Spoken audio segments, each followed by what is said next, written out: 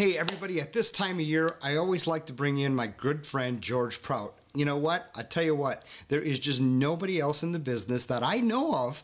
If you know of somebody, let me know. But I know of nobody else in the business that knows more about the current trends happening in the jewelry business. Now, George is on the cusp of all of this. So let's get right to it. Let's talk about what's going to happen, what's hot for this Christmas, what you should be aware of that the majors are doing. Even if you don't have majors around you, even if you're a segmented market and you're out in the middle of nowhere, we still need to know what's happening nationally in terms of styles. So, George, without further ado, let's dive in. Okay, Jimmy, so let's set the stage. You and I are talking literally 4 weeks precisely before Christmas Eve.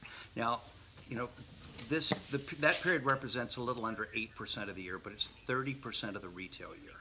And so all of the things that the majors have been doing in preparation and in starting to soften the market up just in the last 3 weeks, we're now going to see that turn on fire as we get into the next 2 weeks. Recognize that the stores tend now not to get busy until about the 8th. So the advertising that they're doing is built to prime the pump so that by the time we get to the 8th and the clueless guys start to come in, they're going to be buying what they've been seeing on the TV, or they're going to be buying what their wives or girlfriends have been seeing on social media, in print, and on the TV. So for starters, the decision's already been made. Well, yeah. The decision's already been made by then, right? They have been digging the troughs, and now hopefully the water will flow. So for the next 4 weeks, there are 2 surprises. Surprise number 1 started about 10 days ago. Kay's, and of course, actually Signet, so that's Kay plus Zales plus Jared, launched something called Interwoven.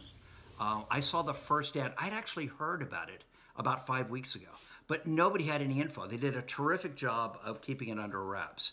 Basically, they picked 2 vendors, Very Gold and Sandeep, who apparently agreed to put $80 million in on Memo. So they had only the 2 vendors, and this time, unlike Two Stone, they had no partners. So they had they had a lock on the info. So if the first Interwoven ad ran on the TV, now, you know, Kay's just launched their Christmas flyers 3 days ago. The first 2 pages are interwoven. Expect this to be the thing where they really plant their flag. The interwoven product you can see by just Googling Kay Interwoven. It looks a lot to me like love knots. But expect men around the 5th to the 8th to start coming in and looking for it.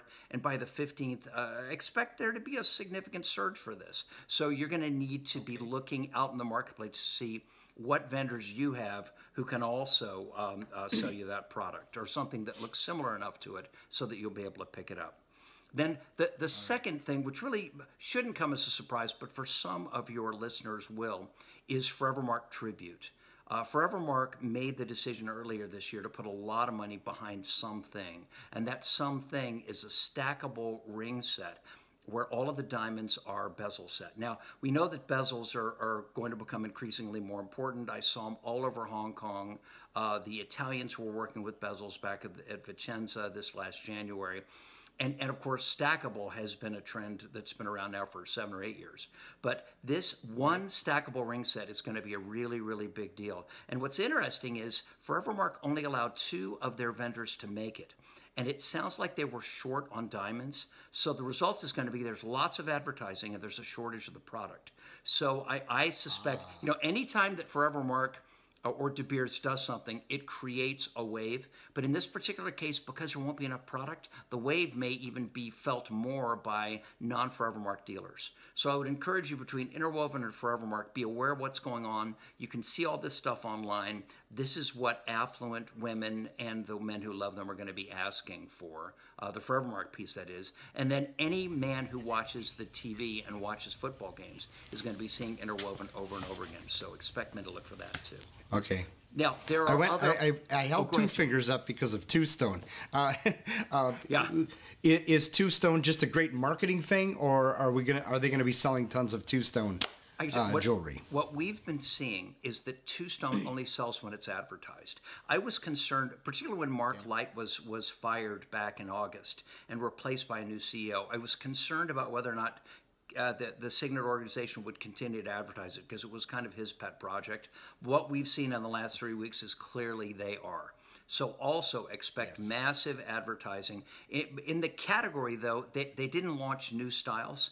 So expect that one bypass look to be the key style for this Christmas. One thing that we've seen in our own data is that for some reason, that is two-tone in pink seems to be particularly hot. If you look at the Edge Retail Academy data, you'll see month after month, one of the top 15 selling SKUs has been a two-stone pink and white piece. So expect this to also become important as we get closer to Christmas.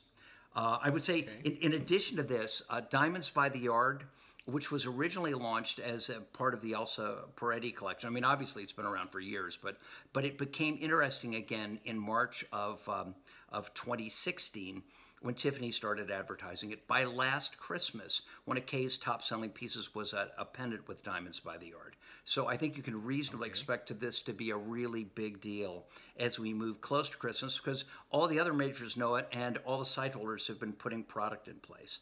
I would say, in addition to this, bezels of every kind. You will be surprised by the number of consumers who are looking for bezel set pendants in particular. The Jared TV is all focused on 3 styles of bezel set pendants, and also within the Tribute collection with Forevermark, they've been showing a basic bezel. So I think you can expect this to become very important. If you've got access to diamonds and you've got access to basic bezel mountings and you can mount them up, I would encourage you to think about that now, because that's going to become important.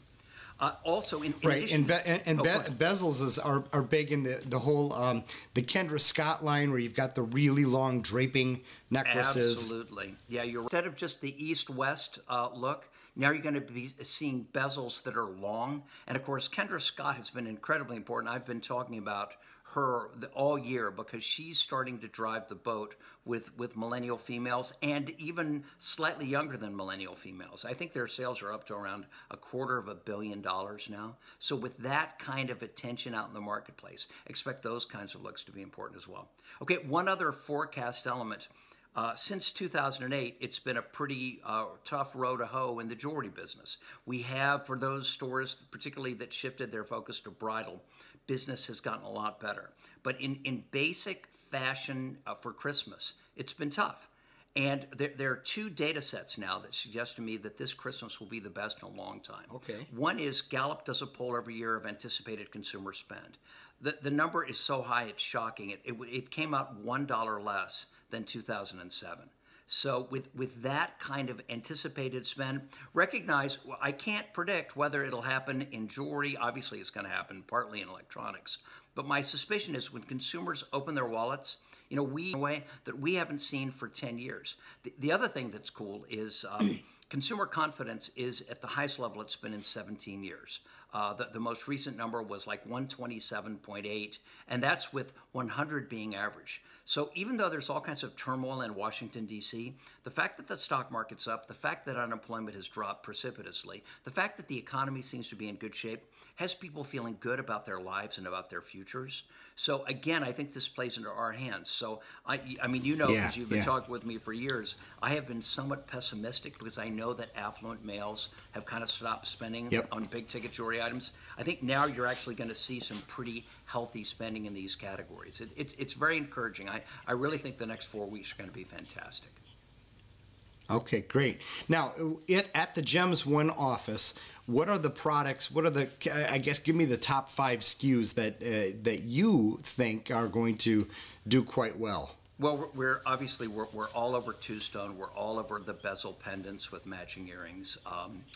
Actually, just like we talked about. The Rhythm of Love category, the vibrating diamonds, is now shifting from being a trend item to actually being a legacy item. But if you walk into a K's, the K store has over 100 pieces on the shelf. So expect that to continue to sell kind of the way diamond studs do. And for some reason, hoops are on fire right now. We're seeing tremendous demand, particularly of larger total weights, 3, 4, 5 carat total weights.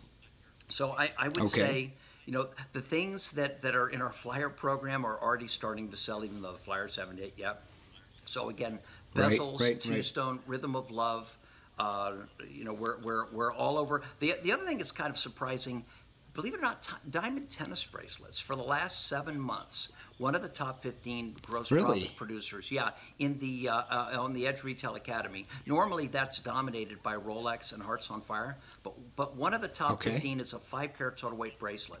We are actually encouraging our customers to start calling them eternity bracelets rather than tennis bracelets, because unfortunately, I'm old enough to know now. I mean, I remember Tracy Everett dropping her bracelet, but a tennis bracelet sounds like something your grandmother wore. I would start using the term eternity bracelet. I think hopefully that'll help.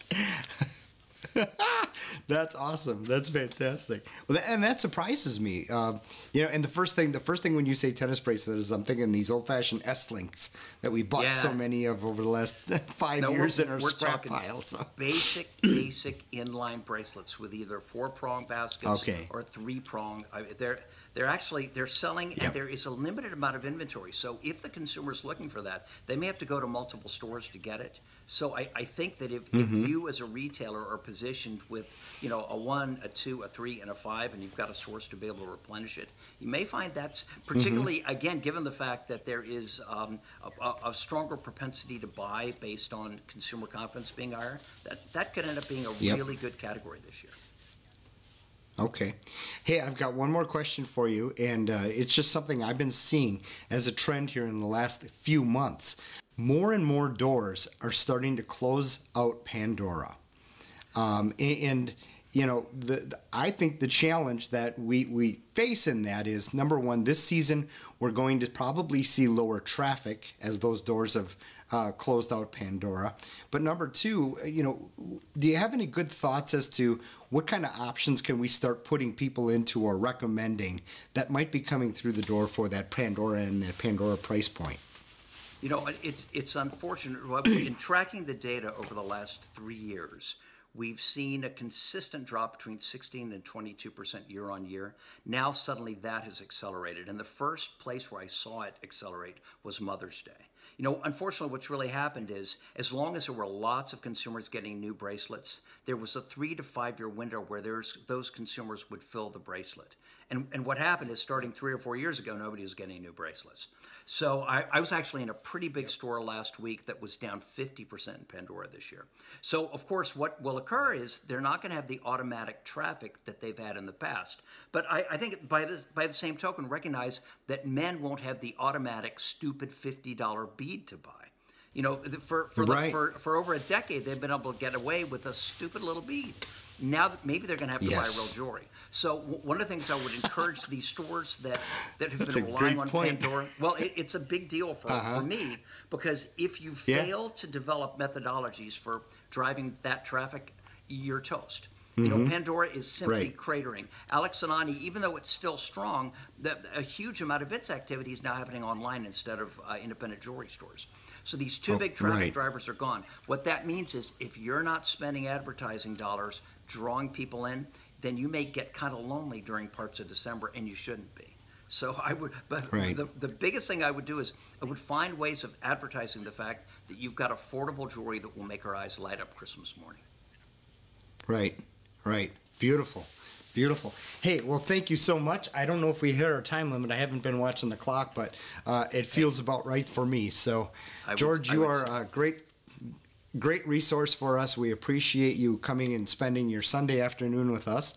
And George Prout is with Gems One. And if you want to take a look at any of those products, of course, you can go online and of course, find him. Or otherwise, call me or text me. I know how to get to the whole guy. So, all right. Anyhow, Jimmy, well, thanks so much, George. All right. Have a great afternoon, and I hope your clients have a great Christmas. Take care. Amen. See you later.